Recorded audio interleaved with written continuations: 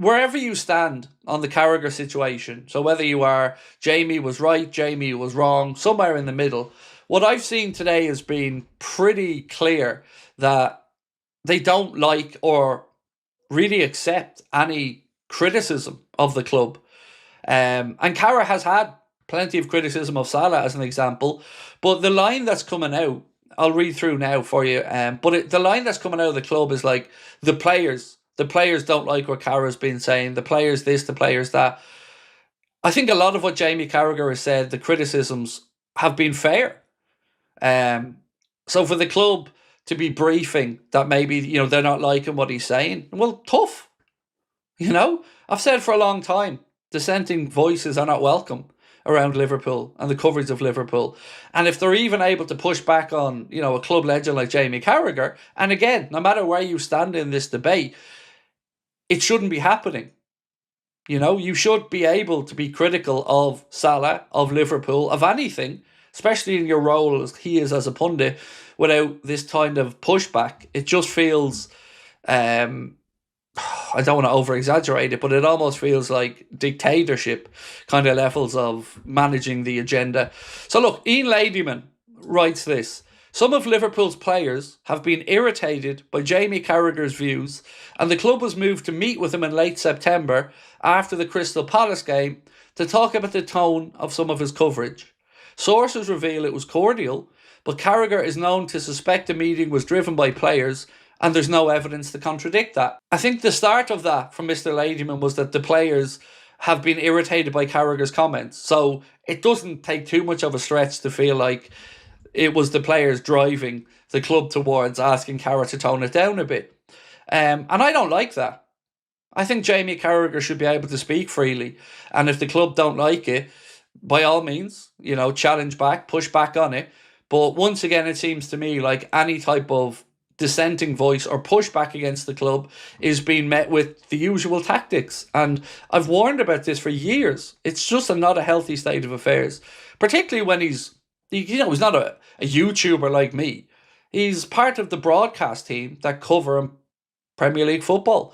And they allow Jamie Carragher to cover Liverpool games, and now that he's speaking about stuff or criticising players, all of a sudden that becomes a problem. I don't like that. It's understood that no Liverpool players have approached Carragher directly about his punditry since Daniel Sturridge pulled him on a pre-season tour of Australia a decade or so ago. Sturridge simply wished to know why Carragher said he should be sold.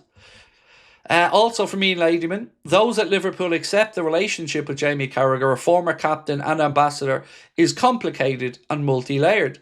Whilst he is seen as a highly regarded former player and a Liverpool fan whose family come to games, his TV stuff makes the relationship challenging. But it shouldn't have to be challenging. If the club don't like what Carragher's saying, they've every right to say that, but he also has every right to have his own opinion on it. And I don't think that a former player of the club, whether it's Neville at United, whether it's Carragher at Liverpool, or whether it's Henry at Arsenal, I think they should always be able to speak their mind and say how they feel, whether we agree with it or not. It is just unfortunate that, once again, we're seeing this type of shit happen. Jamie Carragher's perception internally at Liverpool was not helped by a clip of him talking to his son on the phone during Liverpool's recent Champions League loss to PSG while working for CBS, where he's heard criticising Canada and saying that Slot should go. The clip has now been pulled, with Carragher dismissing it privately as heat-of-the-moment stuff when you say you're angry. He accepts it wasn't his finest moment, but also asked that nobody at CBS to be taken to task for something that should never have been broadcast. Now, this is where I do take some aim at Jamie Carragher. And this is what I've been talking about doublespeak for a long time. And the agenda that's getting pushed isn't how people really feel. If Carragher doesn't own them comments, then shame on him. Because I get held to account and others get held to account for what we say in the heat of the moment. And, I stand over everything I say in the heat of the moment because it's how I feel. And if Jamie Carragher felt in that moment that Canada and the manager should be fired, then he's got to have the balls to own that. Because if not, your integrity is a question. Why are you lying to a camera if this is how you really feel. That would be my take on it. It's as simple as that. If that's how you feel about any situation, then own it. But you can't have it both which ways. Jamie Carragher is 100% correct over Mo. He's pushed his luck once too often. Only this time, he's thrown petrol on a raging inferno bang out of order. I've always been honest about my relationship with Salah, if you want to call it that. Obviously, I don't have a relationship with him, but my fan relationship with him. And I do think that when things aren't going Mo's way, he does throw his toys out the pram. And he does play the media to leverage situations to his own advantage. I'll always admit that, Maddie. And I haven't liked that so many of the recent seasons have been overshadowed by Mo drama. And this is another episode of the Mo drama. Only for this time, his mouth is probably writing a check that his feet can't cash at this moment in time. You know, I've said it many times and I'll say it again. Any employer in any industry will put up with a little bit of shit from people if they're, you know, performing incredibly well. But when you stop performing as that incredibly well, your leverage starts to wane a little bit as well. And the more I've sat back and tried to digest this situation, the more I feel like he probably does feel like he wants a new chapter at this point. Because if he still hasn't apologised to Arna, it just becomes an ego thing. And an ego thing is just, it's just not what anyone needs right now. And look, as somebody who doesn't think that Arna's up to the job, I also feel like he's inadvertently given Arna some more time and a bit more backing from the club with his statements. Because the way the victory over Inter Milan has been framed in the media, and I'll move on to talk about this in a sec, it really is completely over-egged. You know, we won a very close game with a contentious penalty decision, and the way some are talking about it, it was a masterclass of epic proportions. So Lewis Steele writes, many of Liverpool's players have talked about how they see Slot as a tactician that gets the best out of them, albeit not so much recently. This was demonstrated in the San Siro on Tuesday with a crucial win that has Slot's fingerprints all over it. Arne Slot retains the backing of those upstairs, writes Lewis Steele. The decision to omit Salah from the squad on Tuesday was made in conjunction by the hierarchy in Slot.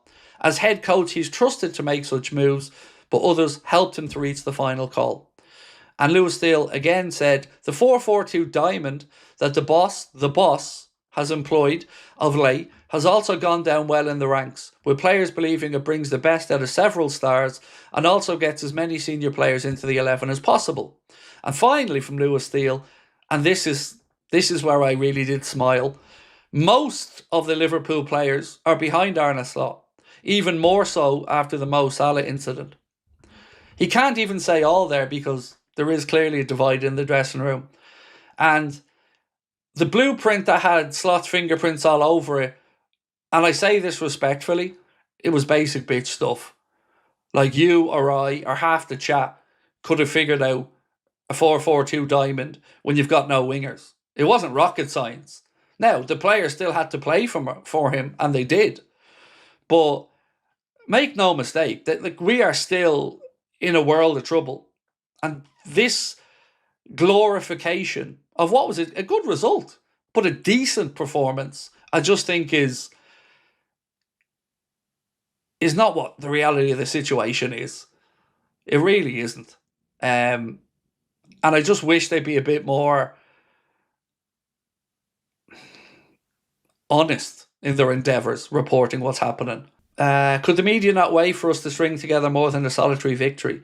Look, it was a very, very very welcome victory, you know? But it wasn't like we went over there and put Inter Milan to the sword and, you know, thoroughly played them off the park. It was a tough, close game that we maybe just edged, yes. But there was nothing in that makes you think, wow, he solved it.